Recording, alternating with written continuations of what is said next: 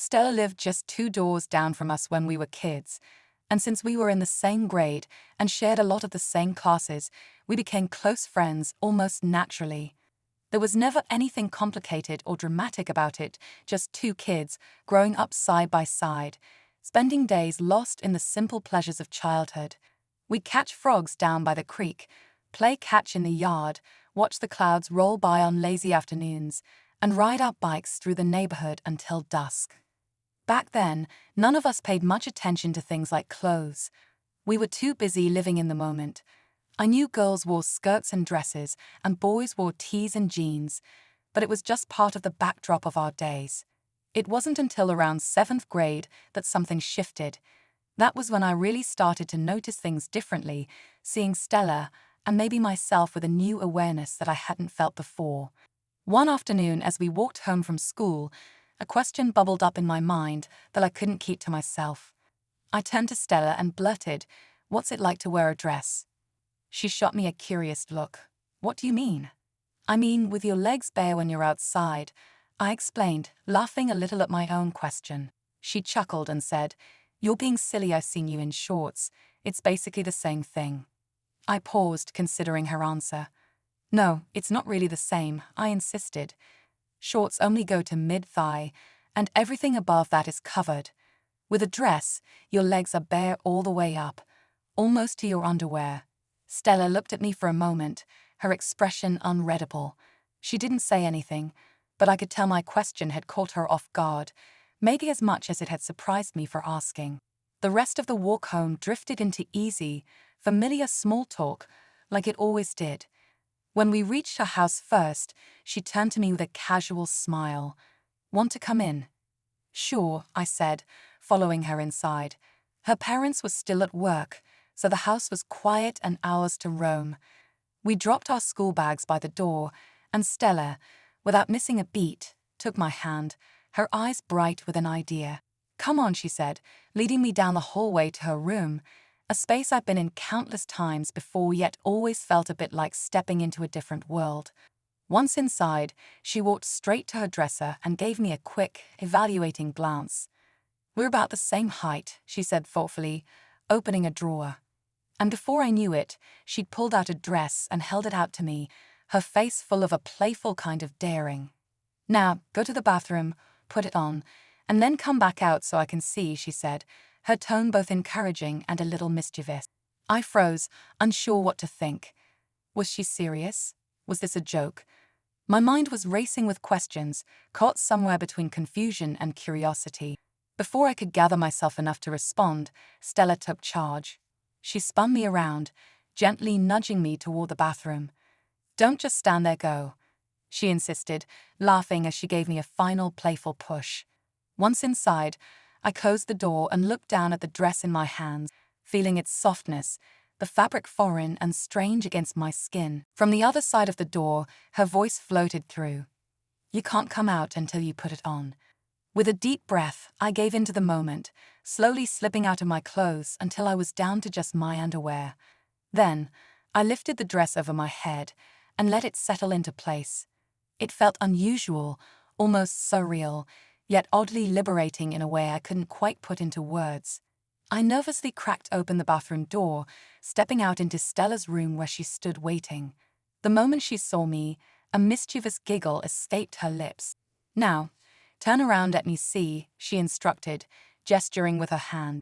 Feeling both awkward and strangely amused, I did as she asked, spinning slowly in a full circle while she watched, her arms crossed like a fashion critic. When I stopped, she shook her head dramatically, clicking her tongue. "Wrong, wrong, wrong. Take your socks off," she commanded, as if I'd broken some unspoken rule. Before I could react, she reached down, grabbed one of my legs, and tugged a sock off with a swift motion, tossing it to the floor. As I pulled off the other sock, still trying to process what exactly was happening, I noticed her rummaging through her dresser again. From the drawer, she pulled out a pair of white stockings, and with a satisfied expression, she brought them over to me. "Here, put these on," she said, placing them in my hands. Before I could even move to follow her instructions, she stopped me mid-motion with a sharp glance. "Wait till you're wearing boys' underpants." Caught off guard, I blinked. Ah, yeah, of course. I'm a boy. What else will I be wearing? Stella gave an exaggerated groan of disapproval and spun back toward her dresser. No, no, no, no. That will never do, she muttered, rifling through her drawer with a determination that made it clear she wasn't about to leave things as they were. Finally, she pulled out a pair of soft, pink panties and tossed them toward me without hesitation. Here, these. I stared at the garment in disbelief, but before I could protest, she turned her back to me with a flourish. I'm going to turn around, so hurry up. Take off your underpants and put those on. Now, Stella directed firmly, her back still to me. Hesitantly, I slipped off my underpants and pulled on the pink ones she'd handed me. The sensation was unexpectedly comfortable, softer and somehow more snug than my own. I was caught off guard by how natural they felt, though a part of me was still adjusting to the unfamiliarity. Once I finished, Stella turned around, eyes bright with anticipation, and handed me the stockings. Now these, let's get them on. Recalling scenes from TV, I had a general idea of how it was done. I carefully rolled up one of the stockings, positioning it to slide my foot in smoothly. As I started, Stella's voice broke in. Careful, don't put a run in them. With her words in mind, I took my time, pulling each stocking up my legs slowly, making sure the fabric stayed intact. The texture was surprisingly soft, and the way the stockings hugged my legs felt unexpectedly nice, like a second skin. Stella watched with fascination as I carefully pulled the stockings into place. When I was done, she nodded approvingly and went to her closet, rummaging through her shoes. Finally, she pulled out a pair of sandals with a modest 1-inch heel and a strap around the back. I don't think any of my other shoes will fit you, she said thoughtfully, but we can adjust the straps so these will work. She knelt down and slipped the sandals onto my feet, adjusting the straps to make sure they were secure. The heel of my foot hung slightly over the back, but the strap held it in place well enough. I wiggled my toes, feeling a mix of awkwardness and curiosity, but Stella was clearly in her element, a smile playing on her face as she admired her handiwork. Then she looked at me with a playful grin. One more thing. She walked over to her dresser and picked something up, hiding it in her hand as she came back toward me. Stand still, look straight and relax, she instructed. I did as she asked, though my heart was racing. When she opened her hand, I saw what she'd been hiding, a tube of bright red lipstick. I didn't know what to say, so I just stood there motionless.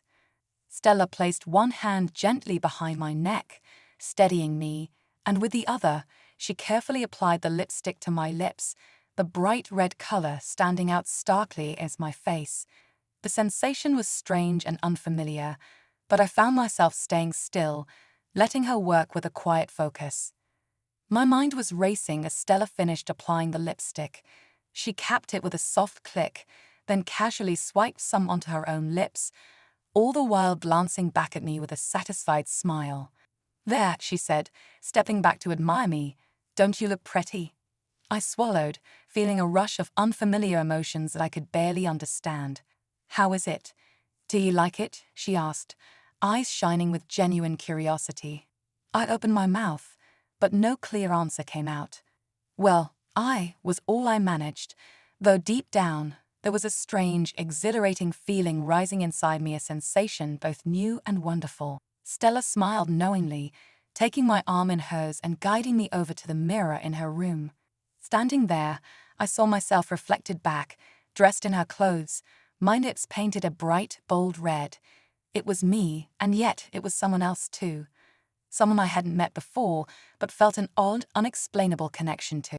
There, Stella said, squeezing my arm, now we can be sisters. But I can't call you Jessie, can I? Girls don't have boy names. She tilted her head thoughtfully, then grinned. I know you'll be Iris. That's perfect. From now on, that's what I'll call you. I stared at the reflection, trying out the name silently in my Iris. And somehow, standing there with Stella's arm linked through mine, it felt just right. She's really going to call me Iris, I thought, the name echoing in my mind. But then reality tugged at me. I'm a boy, not a girl. Sure, I was in a dress, but it didn't change who I was, or did it? The soft fabric, the stockings, even the lipstick, it all felt strangely comfortable, like slipping into a role I didn't know I could play. Stella took my hand again, and we walked together down the hall. My first step in the heels was unsteady, but with her steadying grip, I found my balance quickly, each step becoming easier. It was still weird, but there was an unexpected thrill, a feeling of freedom that I hadn't anticipated. We reached the dining room, where a sliding glass door led to the backyard deck. I'd been out there 100 times for barbecues with her family, so I knew the space well. Stella slid the door open and looked back at me with a grin. "Come on, Iris. Let's sit outside. Don't worry, no one will see us." She was right. The yard was secluded, bordered by a high fence and tall, leafy trees that made it feel like our own little world. With their encouragement, I stepped out onto the deck, feeling the slight breeze, the quiet openness of the backyard wrapping around us. Stella guided me to one of the chairs, and we sat together, both of us smiling, caught up in the novelty and secret thrill of the moment. Slowly, with each step measured and a bit cautious, I walked onto the deck. I knew, logically, that no one could see us out here, but still, there was a slight thrill, a lingering suspicion that added a secret excitement to the moment. I went to the railing, looking out over the familiar backyard, and then turned back to Stella. She was standing there, grinning, a spark of satisfaction in her eyes. "Well, does that answer your question?" she asked, clearly enjoying herself. I looked at her, puzzled. "What question?" Stella laughed, shaking her head. "What it feels like to wear a dress, you silly head." I opened my mouth to answer, but before I could get a word out, she interjected, "I bet you like it, don't you?" Caught off guard, I paused, unsure of how to respond. "I guess it feels." Ugh, I managed though. Deep down, there was something much warmer and more intriguing stirring inside me. "Oh, I know you like it," she teased, giving me a playful nudge. "I can just tell. Come on, let's sit down and enjoy ourselves." We settled into the chairs around the table, and Stella launched into girl talk as though this was the most natural thing in the world. She talked about the other girls at school, dresses she'd seen in magazines, new makeup tricks. She wanted to try all the things I usually tune out. But today, I found myself listening, laughing, and even adding a comment here and there. With each passing minute, the lines of who I thought I was seemed to blur just a little, leaving me both confused and unexpectedly happy. As Stella went inside to grab us drinks, I stayed on the deck, looking down at my legs. The way they extended from the hem of the dress, the shimmer of the stockings, and the little heels. It was all unexpectedly mesmerizing. There was a feeling of ease, a strange comfort in the unfamiliar, and I let myself relax into it. A few minutes later, Stella returned, holding 2 glasses of soda. "Thanks," I said, taking one of the glasses and lifting it to my lips. When I set it down, I noticed the bright red lipstick mark left behind. For a moment, it startled me, but Stella seemed completely unfazed, chattering away as if we'd done this 100 times before. We sipped our drinks, laughing and talking, until Stella glanced at her watch. "Iris, we have to go inside," she said, giving me a gentle nudge. "My mom will be home soon." With a sigh, we got up and headed back to her room. Once there, I suddenly realized I needed to use the bathroom. "Give me a second, I need to pee." I slipped into her bathroom, closed the door, and stared at the toilet for a moment, realizing how different it all felt. I lifted the seat like I would at home, then hiked up the front of the dress, carefully rolling down the pantyhose and pink panties just enough to get comfortable. As I stood there, I couldn't help but laugh softly at the surreal nature of it all, navigating these small, unfamiliar details. Yet, in an odd way, it felt right, like I was seeing the world in a new, slightly shifted light. Holding the front of the dress up with one hand and carefully aiming with the other, I had to be extra cautious not to let anything spill onto the fabric. Once I finished, I shook off the last few drops, dabbed myself with toilet paper just to be sure, and then pulled the pink panties and pantyhose back into place. After flushing and washing my hands, I stepped out of the bathroom, feeling a mix of amusement and awkwardness. Stella was waiting for me in her room, her eyes immediately darting to the raised toilet seat. She crossed her arms, giving me a mock-serious look. "Girls pee sitting down, not standing up, Iris. So when you're dressed like a girl, you have to pee like a girl. Got it?" Her words made me pause. When dressed like a girl, pee like a girl, did she mean every time? Was this her way of saying I could do this again? I wasn't sure how to react, so I just nodded. "Ugh, I'll remember," I said, trying to sound casual. Stella smiled, clearly pleased with herself, and then led me over to her dresser. She opened the drawers one by one, showing me everything inside: skirts, blouses, accessories, giving me a full tour of her wardrobe. Then she moved to the closet, gesturing to the dresses, shoes, and bags hanging neatly inside. I couldn't help but feel overwhelmed, like I was peeking into a world I had never been invited to before. "When you come over after school," Stella said, turning to face me, "you can wear anything you want. Anything." Something inside me lit up at her words, a strange mixture of excitement and nervousness. Part of me wanted to jump with joy at the idea of exploring this new side of myself, while another part was still confused, unsure of how to process everything.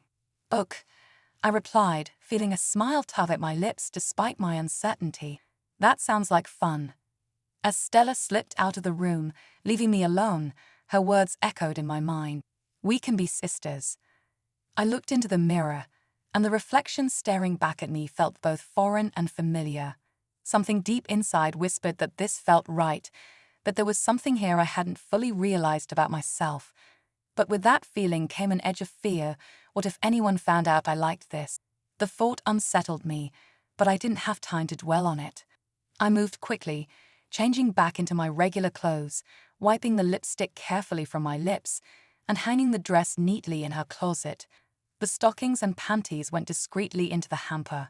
I checked around, making sure everything was in its place, then took a deep breath and stepped out of the room. In the dining room, Stella was waiting, sitting at the table with a smile that was both conspiratorial and comforting.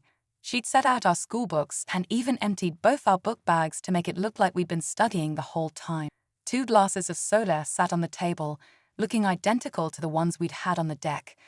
I took my seat and picked up my glass, pausing as I inspected it closely, wondering if it was the same one with the telltale lipstick mark. I couldn't see anything now, though, and glanced up at Stella.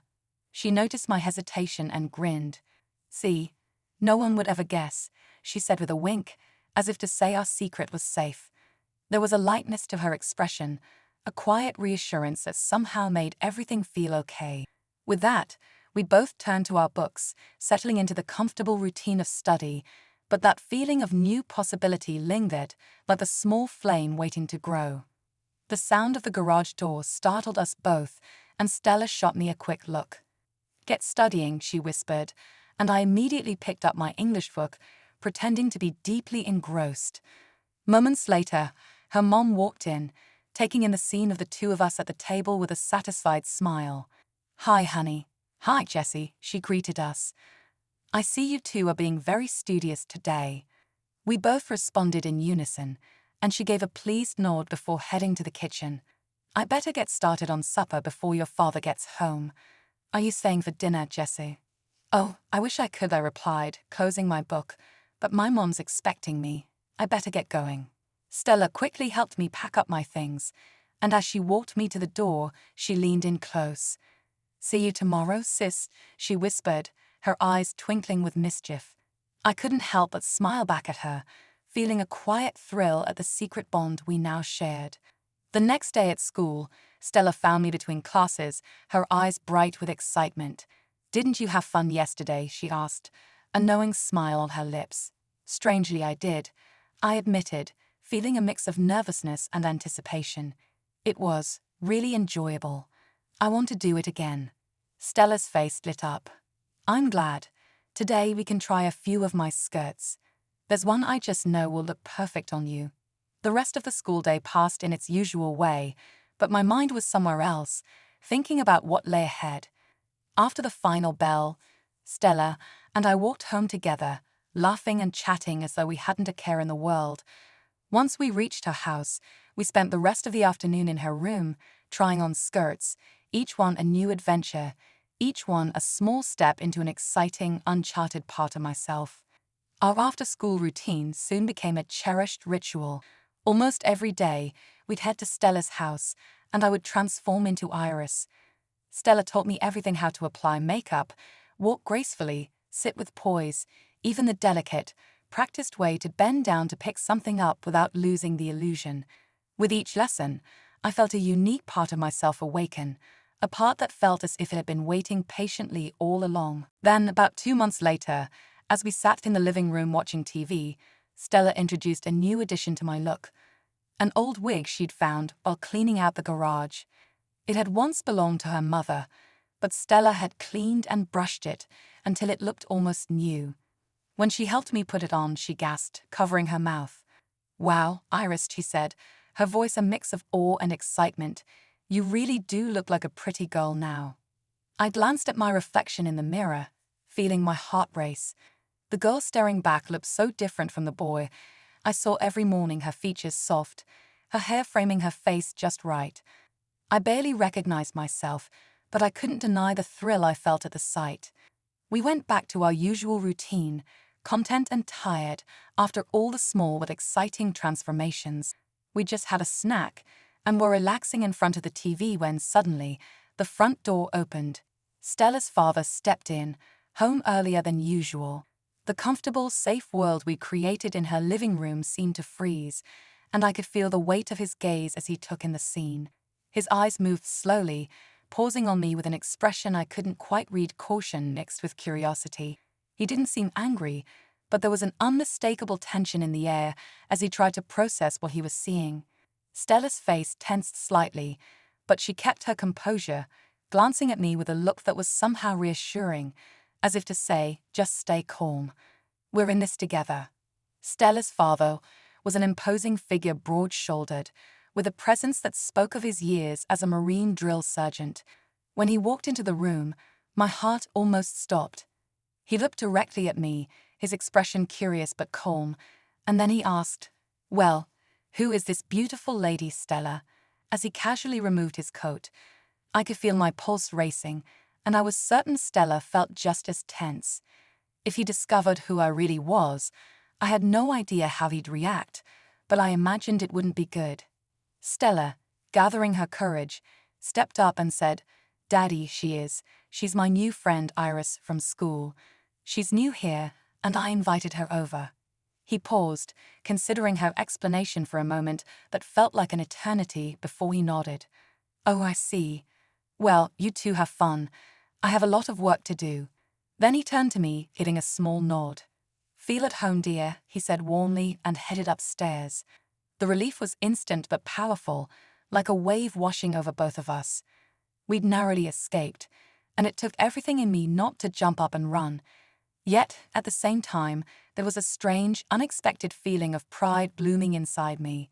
Not only had Stella's father accepted Iris as a new friend, but he believed I was genuinely a girl, which was oddly thrilling.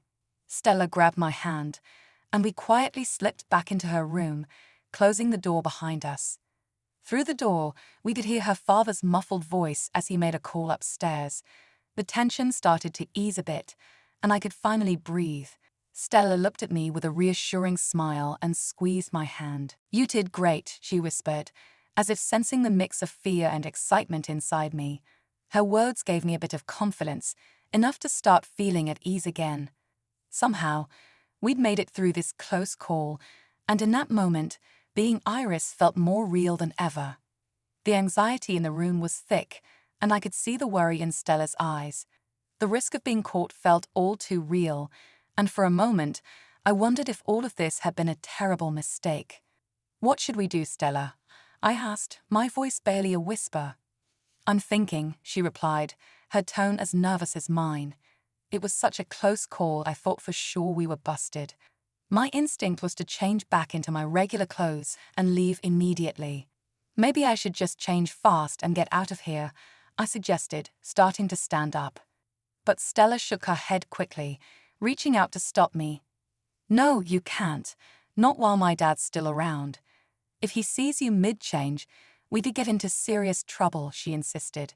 Her tone was firm, though her hands were still trembling a little. You'll have to keep pretending you're a girl until he's really gone.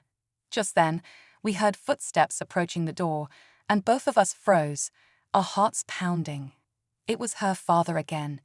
He knocked lightly and then opened the door just enough to stick his head in. "Hey girls," he said, his tone casual.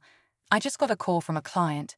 There's been an emergency, so I need to head over there right away. I'll probably be gone for about an hour. You two behave and make yourselves something to eat, okay?" We both nodded, trying to look as nonchalant as possible, and he gave a quick wave before leaving.